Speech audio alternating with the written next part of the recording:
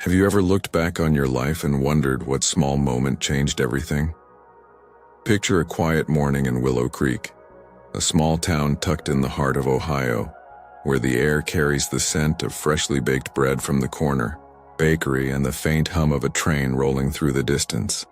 The year is 2025, and on this crisp autumn day, the leaves paint the sidewalks in shades of amber and crimson. At the center of town, where Main Street meets the old community center, stands Eleanor Grayson, 72, her silver hair catching the sunlight as she pauses outside the faded brick building. Her hands tremble slightly, not from the chill but from the weight of a decision. Today she's come to say goodbye to the place that shaped her life. Or so she thinks. Eleanor's hazel eyes trace the chipped paint on the community center's sign, a relic from decades past when she and her late husband Tom poured their hearts into keeping it alive. Back then it was the heartbeat of Willow Creek. Potluck dinners, dance lessons, book clubs, and laughter that spilled into the night. But times have changed. The center's funding dried up, the roof leaks, and the town council voted to sell the land to a developer for a shiny new strip mall.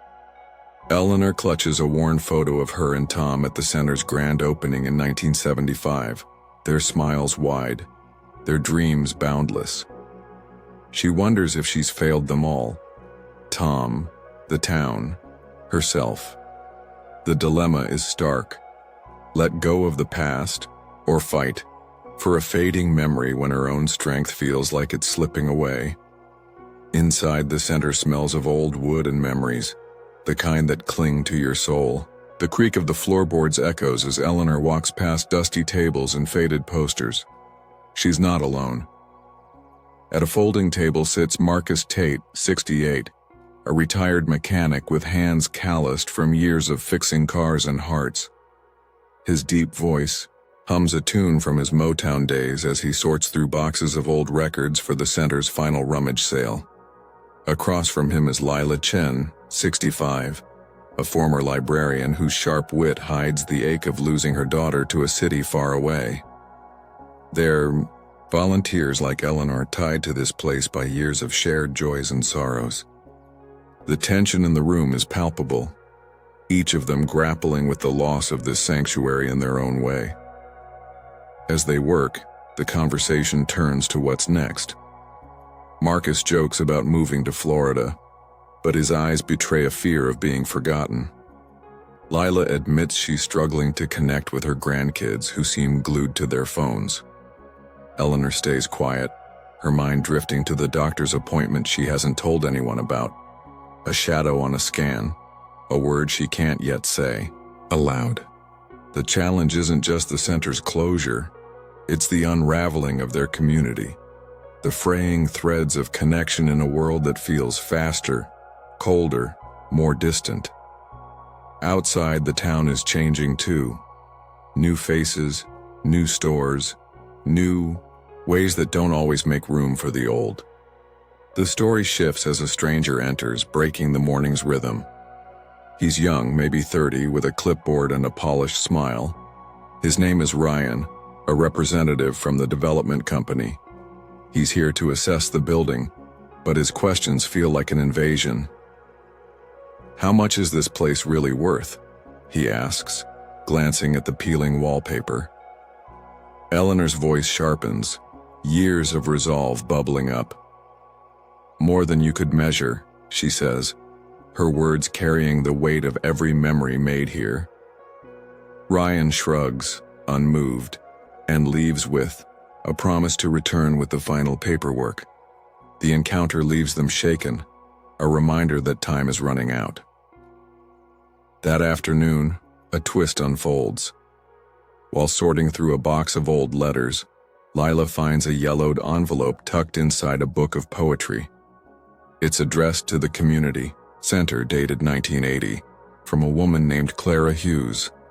The letter describes a trust fund Clara set up to support the center, a small fortune meant to keep it running for generations. Her only condition? That the town never forgets its heart. The discovery is electric. Eleanor's pulse quickens. Could this be their salvation? But the excitement fades as Marcus points out the catch. The fund's records are missing, and Clara passed away years ago. The bank has no trace of it, and the town's archives are a mess. The hope feels like a cruel tease, another loss in a season of them.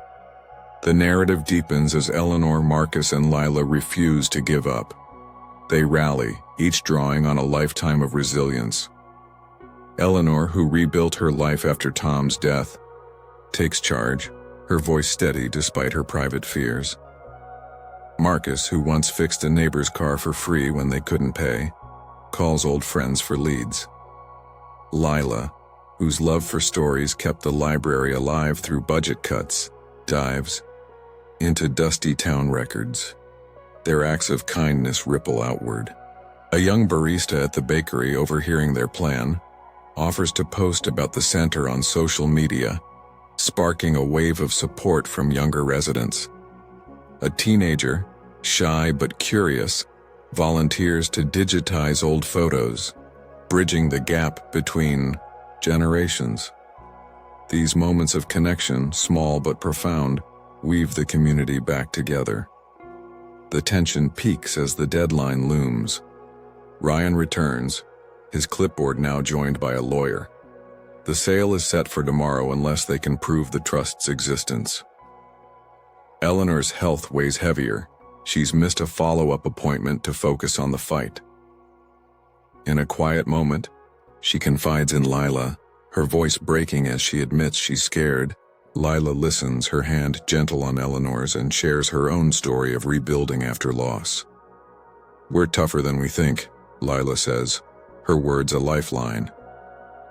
The exchange is a turning point, a reminder that kindness doesn't just change others, it heals the giver too. Then the revelation. Late that night, Marcus uncovers a faded ledger in the town hall's basement, its pages brittle but clear. The trust exists, $200,000, untouched, waiting for Willow Creek. The discovery feels like a miracle, but it's their grit that made it possible. They rush to the bank at dawn, ledger in hand, and by noon, the sale is halted. The center is saved. The climax isn't just about the money. It's about what they've reclaimed. Their purpose, their bond, their belief in tomorrow. As the sun sets, the town gathers at the center. Tables are set with checkered cloths, and the air fills with the clink of glasses and the warmth of shared stories. Eleanor stands at the podium, her voice steady now. "This place," she says, "reminds us that kindness isn't just something we give. It's who we are. Have you ever found strength in a moment you didn't expect?" The crowd nods, some wiping tears, others smiling. She speaks of Tom, of Clara, of every soul who made this place a home. The message is clear. It's never too late to fight for what matters, to lift each other up, to find hope in the everyday. The camera lingers on the crowd, old friends, new, faces young and old, all part of Willow Creek's heartbeat. Eleanor's gaze softens as she adds, "We'd love to hear your stories of kindness in the comments below. Subscribe for more tales that remind us what connects us, and check out our next video about a woman who rediscovered joy at 80. Your story matters, share it." The screen fades to a gentle piano melody, the words appearing, "Kindness lives in us all at every age." Stay tuned for another story of hope next week.